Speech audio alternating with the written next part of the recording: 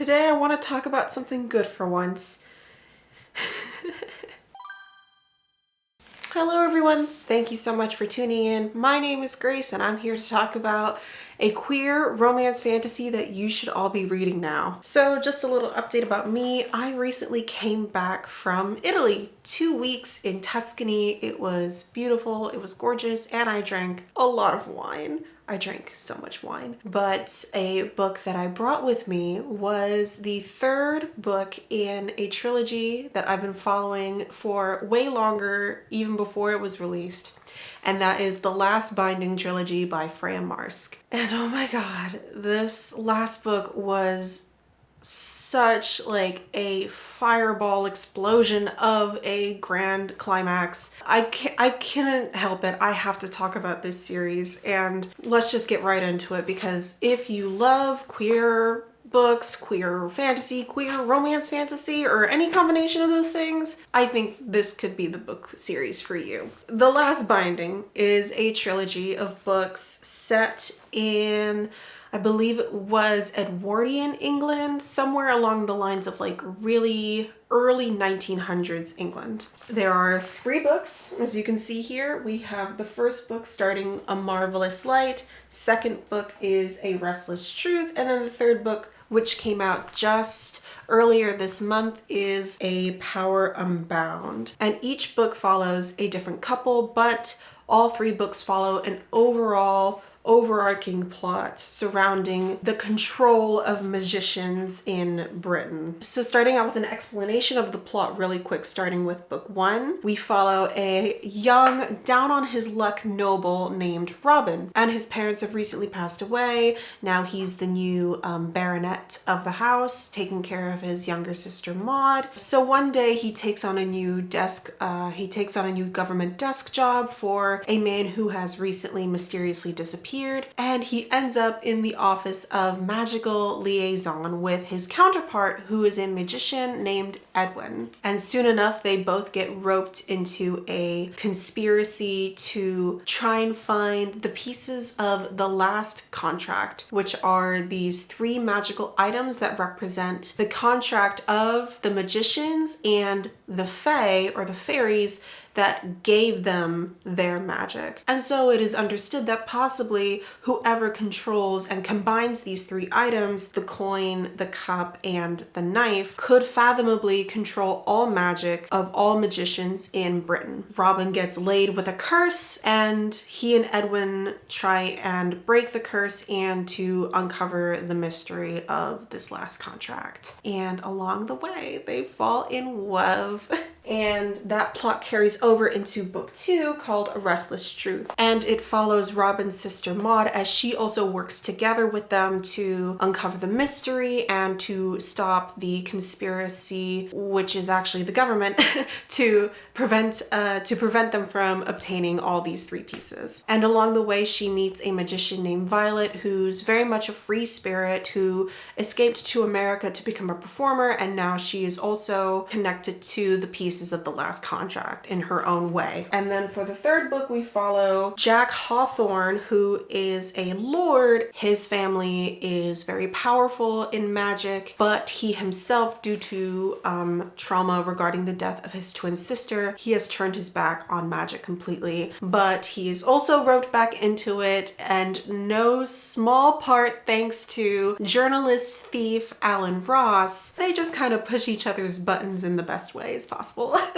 And I wanted to expand a little bit more on the world building, because I think when it comes to romance fantasy, or the new term romantasy as it is called, I think sometimes what's difficult to balance is the romance and the fantasy. But I think these books balance both of them incredibly well, because the world building is solid A+. So in this world, magicians live amongst us in the real world, but they are a small, close-knit community, and magic is passed down through bloodlines. So you're either born a magician or you're not. And even in magician families, you can be born without magic. And you can be born either really good and powerful at magic, or you're born without as much magical energy, so you're able to perform small spells, or you need to rest for longer periods of time between big spells. And the spells are cast through something called cradling. So in this case, this is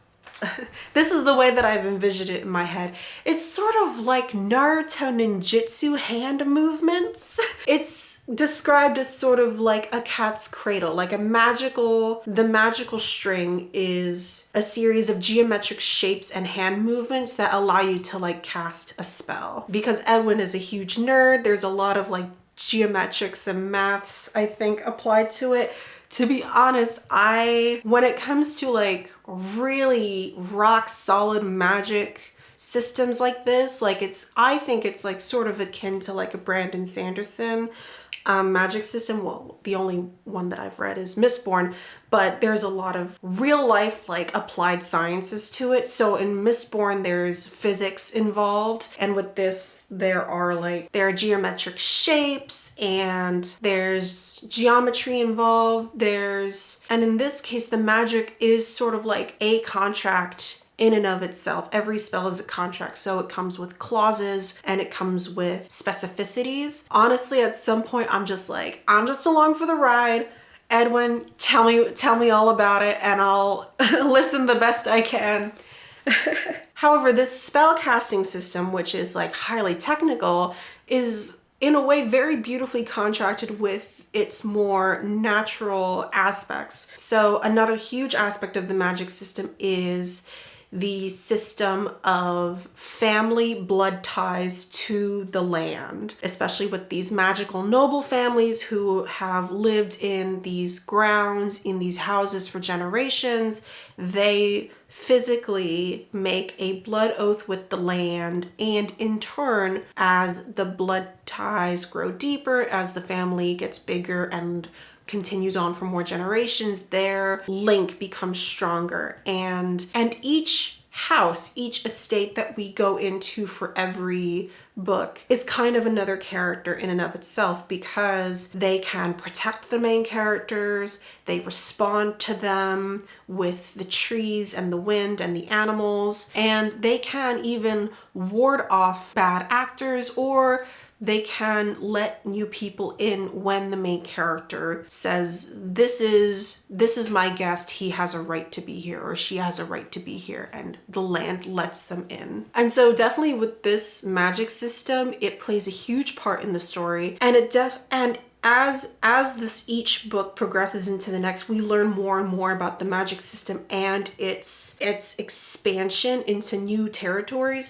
So for example, Violet, who's come from America, she has a slightly different way of casting spells than her British counterpart magicians. Edwin, who is a huge nerd, gradually uncovers new and different ways to access magic because his magical energy is quite weak. However, as he grows and progresses as a character, he learns new and different ways to access magic through other means. And it is mentioned that British magic can be quite stiff and not very open to new ideas, which is, sort of how like nationalism goes, I guess. Like, our way is the best way, so why bother learning about anything else, you know what I mean? And so with that, with a really solid world building and magic system foundation, the romance also really blossoms. What I absolutely love about this series is that every character complements the other. And I love reading about how they each grow to understand one another,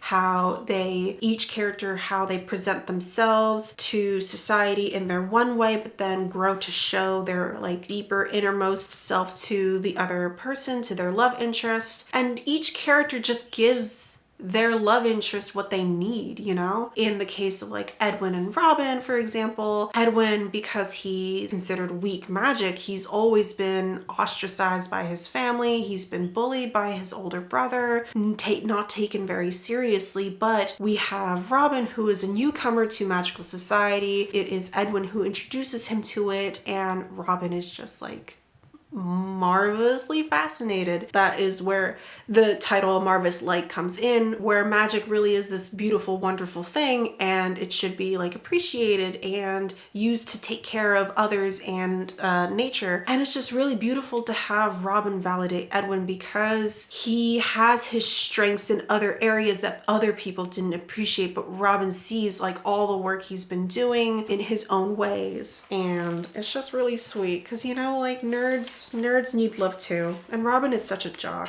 I love him. And then we have Violet and Maud in book 2, where we see how Maud's upbringing like has influenced the way that she sees people, because her parents were nobles, but they were really like shallow people who just kept up a lot of appearances but didn't really have any didn't value the depth of like the truth, just kept up the cool appearances and left their children in debt when they passed on. So she's learned to see the masks people put on as a performance. And then we have Violet, who is a performer, and she's had to put on this performance to protect herself. But Maud is like, I see you. But Maud is just really kind and very sweet and empathetic because she sees the good in people. And their romance was definitely they're all my favorites. Like trying to choose between all three of these couples is like trying to choose between my favorite children. And I think I have a bit of a recency bias because A Power Unbound did just come out like a couple of weeks ago, and I read it when I was in Italy, and oh my god, they're just, all these couples are just so different. Because Jack and Alan, like do I even have words? I'm still fanning myself thinking about them, because they're just like, their relationship is just like explosive to me. Because it's just, oh god, so this can give me like, this is a good leeway into the spice, because there is a lot of spice in here. And I think this also goes to show, I think, the development of the writing itself and the development of Freya Marske as an author as she wrote all three of these books. Because A Marvelous Light was her first book, her debut book. I followed Freya Marske even before this book came out because, just a quick side note, she has a podcast, and the podcast is called Be the Serpent, which is a podcast of great literary merit. And she and two other co-hosts, both of whom are authors, Alexander Rowland, who wrote A Taste of Golden Iron, and Jennifer Mace, who is a British author and poet. And I've been following their podcast for a while before this book came out. So I've heard of like the progress in bits and pieces. So it's like I loved them even before I met them. You know what I mean? Anyway, so back to this. You should listen to the podcast. They are on hiatus right now, but that is a great chance to catch up on the 101 episodes that they have, because they pick a topic and they pick tentpoles, and they even include fan fiction as one of their tentpoles, because fan fiction is literature, and they use 3 tentpoles to explain the topic. Usually like a subject like assassins or enemies to lovers. So all sorts of different subjects. It's endlessly fascinating, and I re-listened to some episodes. Anyway, real quick, back to this, because I'd love to talk about that podcast, but I also really love to talk about writing development, because while I definitely love A Marvelous Light, I would say that it's definitely, I would say, if I had to describe this writing journey, it's sort of like how a newborn deer is stumbling into the world on its little stick legs, and it's beautiful and it's so sweet. And you know, like the writing can be like a little stiff and like kind of a little awkward, you know, the little deer stumbling on their little stick legs. But eventually, as they grow, they become a little more solid, they become a little more sure of themselves, and then they grow to like the magnificent adult deer. So if I could say that, if I could use that metaphor, like that's how I definitely an improvement of writing across as these 3 books develop. So I wanted to keep this short. Also, I have a family thing to get to, and I don't even know what time it is, so I'm probably late.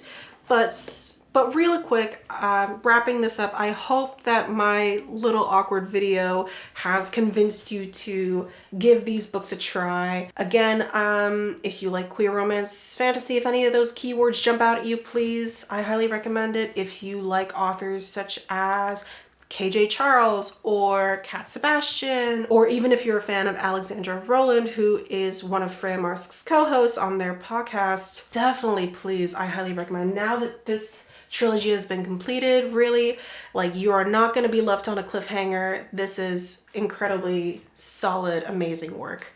And I am so excited for Freya Marsk's next book, which is the standalone novel. I believe it's coming out fall 2024, called Sword Crossed, which is actually an idea that she came up with before writing the last binding, and it's with the new Tor imprint called Bramble, which is like, I guess it's their Romantasy imprint, which is interesting. So I'm interested in seeing that. I've also heard it compared to Legends and Lattes meets Sword Point by Ellen Kushner. I didn't finish Sword Point by Ellen Kushner, but I did finish Legends and Lattes, so that's definitely going to be an interesting one for me. Anyway, that's it from me for now. Please check out these books. Kiss your fandom friends goodnight, and I'll see you in the next video. Bye. Bye.